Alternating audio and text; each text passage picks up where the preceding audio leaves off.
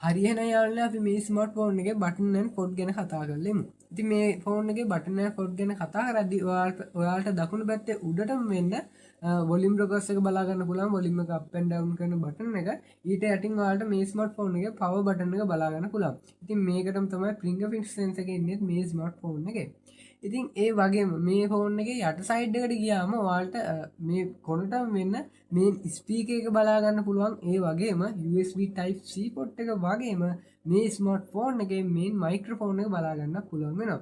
ඉතින් ඊට එහා පැත්තේ ඔයාලට මේකේ 3.5 audio jack port එකත් බලා ගන්න පුළුවන්. ඉතින් මේ ස්මාර්ට් ෆෝන් එකේ වම් පැත්තේ සයිඩ් එකේ උඩටම වෙන්න ඔයාලට මේකේ සිම් කාඩ් ෂොට් එක තමයි බලා ගන්න පුළුවන් වෙන්නේ. ඉතින් ඔයාලට මේක එකපාර ඩුවල් සිම් දාලා මේ ස්මාර්ට් ෆෝන් එක යූස් කරන්න පුළුවන්. ඒ වගේම එක මයික්‍රෝ SD කාඩ් එකක් දාලා. ඉතින් ඒ වගේම මේ ස්මාර්ට් ෆෝන් එකේ උඩ සයිඩ් එකේ ඔයාලට noise cancel මයික්‍රොෆෝන් එකකුත් බලා ගන්න පුළුවන්. ඉතින් බටන් ඇන්ඩ් ෆොට් ගැන කතා කරද්දී මේ ටික තමයි අපිට බලා ගන්න පුළුවන්.